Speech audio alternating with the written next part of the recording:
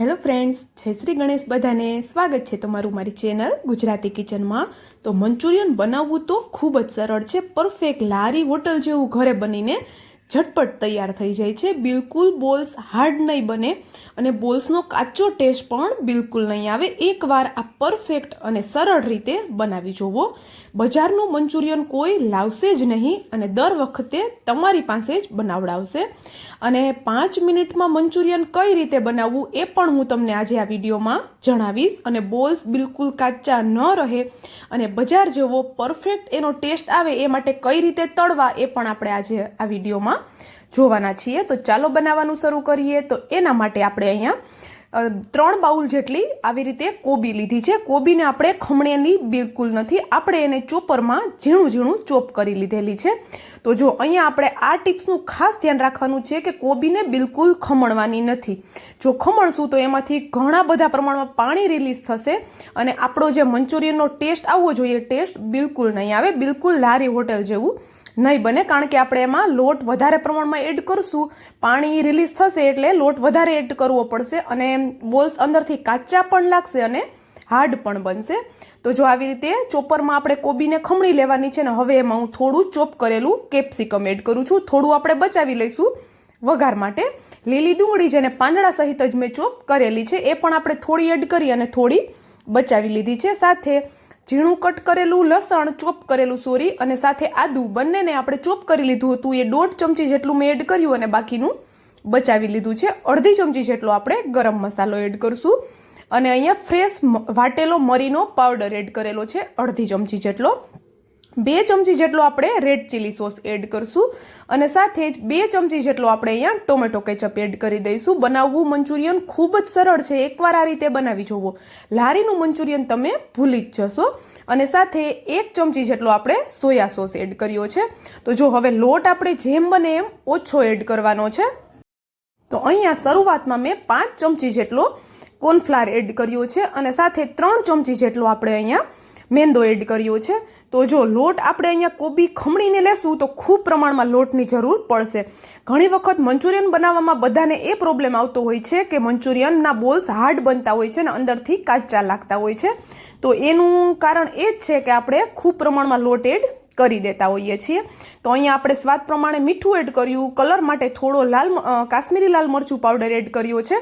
તો જો અહીંયા આપણે ઘર માટે જ બનાવીએ છીએ તો કોઈ ફૂડ કલરનો યુઝ નથી કરતા. જો તમારે એડ કરવો હોય તો તમે આ સ્ટેજ ઉપર ફૂડ કલર એડ કરી શકો છો. બધું હલકું એવું આપણે મિક્સ કરી દીધું. ફરી પાછો થોડા લોટની જરૂર લાગે છે તો 2 થી 3 ચમચી જેટલો આપણે કોર્નફ્લાવર એડ કર્યો અને 2 ચમચી જેટલો આપણે મેંદો એડ કરી દીધો છે.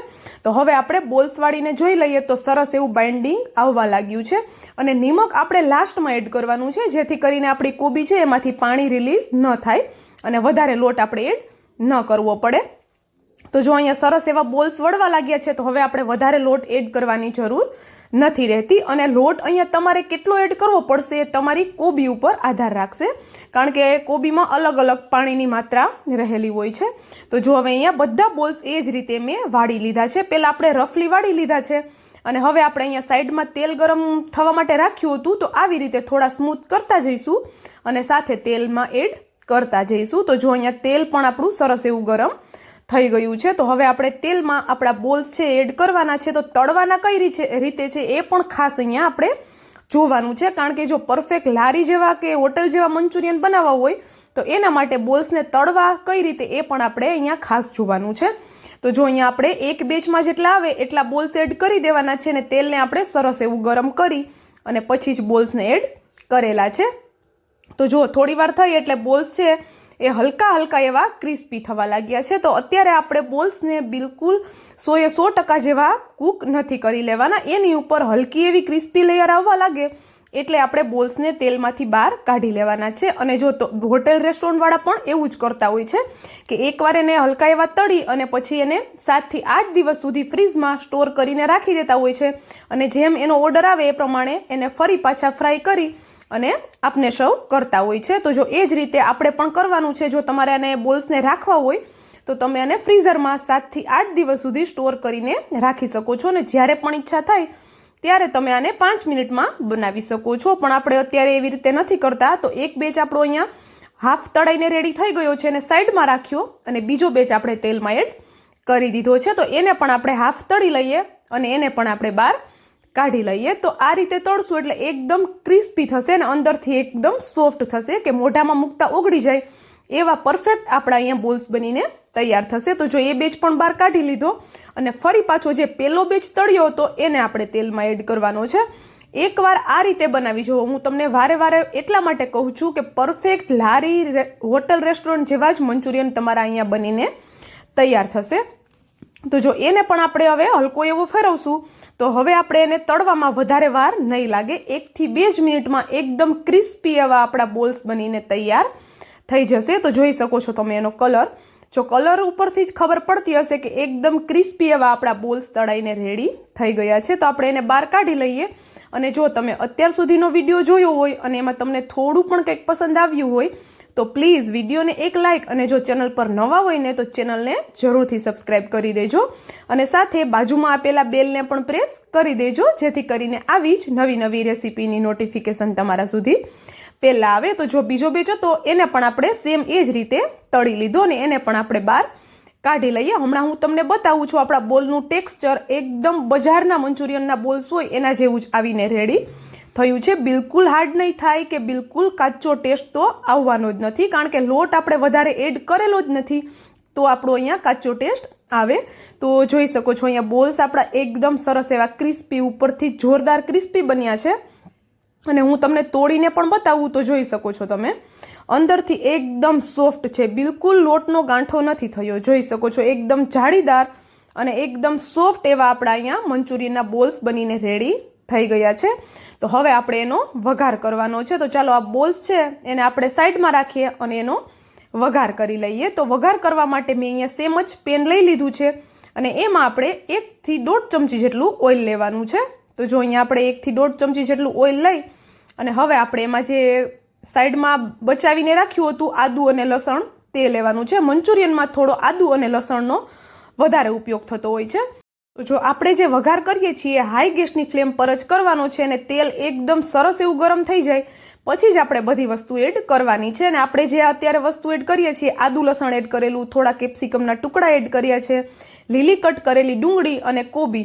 તમારે જો અહીંયા ગાજર એડ કરવું હોય તો થોડું ગાજરને ખમણીને પણ તમે એડ કરી શકો છો. બધી વસ્તુને સરસ એવી મિક્સ કરવાની છે અને આપણે આને બિલકુલ વધારે વાર કૂક નથી કરવાની. હલકો એવો એનો કાચો ટેસ્ટ આવે, હલકું એવું ક્રન્ચી લાગે આપણા બધા વેજીટેબલ્સ એ રીતે આપણે એને કૂક કરવાનું છે. અને હવે આપણે એમાં થોડા સોસ એડ કરીએ. તો અહીંયા હું 2 ચમચી જેટલો રેડ ચીલી સોસ એડ કરું છું.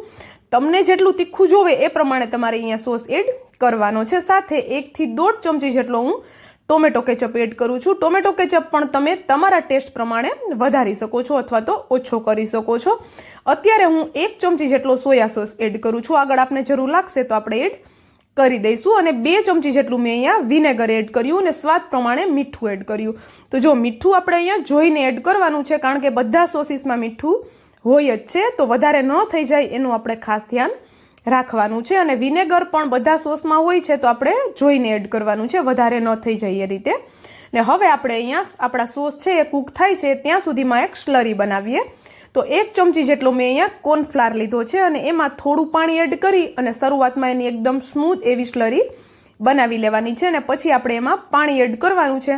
જો મંચુરિયનમાં તમારે જેટલી ગ્રેવી જોવે એ પ્રમાણે પાણી એડ કરવાનું છે. હું વધારે ડ્રાય પણ નથી બનાવતી અને ગ્રેવીવાળા પણ નથી બનાવતી. એ રીતના મંચુરિયન બનાવું છું એટલે થોડો મેં કોર્નફ્લાવર અત્યારે વધારે લીધો છે.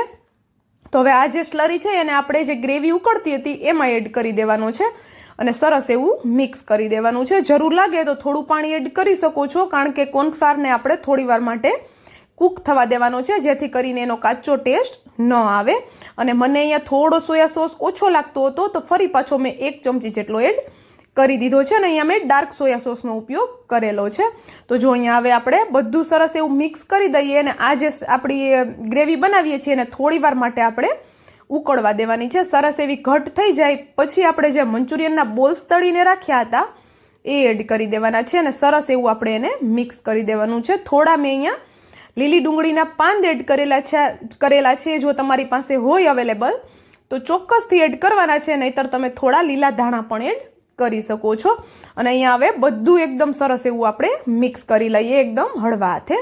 અને આ બોલ્સ ખાઈ અને કોઈ કહી જ નહીં શકે કે તમે આને ઘરે બનાવીને આ મંચુરિયન રેડી કરેલું છે. એકદમ મોઢામાં મૂકતા ઓગળી જાય એવું અને પરફેક્ટ ટેસ્ટવાળું બનીને તૈયાર થાય છે. તો ગ્રેવીમાં બોલ્સ એડ કર્યા પછી આપણે એને થોડી વાર માટે કૂક થવા દેવાનું છે. અને પછી સરસ એવો એનો કલર આવી જાય એટલે આપણે એમાં થોડા ઉપરથી લીલી ડુંગળીના પાન એડ કરી દેવાના છે. અને મને કોમેન્ટ કરીને ચોક્કસથી જણાવજો કે તમને મારો આ મંચુરિયનનો વિડીયો કેવો લાગ્યો. અને આપણે આને ગરમ ગરમ સર્વ કરી શકીએ છીએ. બાળકોને તો ખૂબ જ ભાવશે, સાથે મોટા પણ ખુશીથી ખાશે. એટલું બધું ટેસ્ટી આપણું અહીંયા મંચુરિયન બનીને તૈયાર છે. And thank you for watching.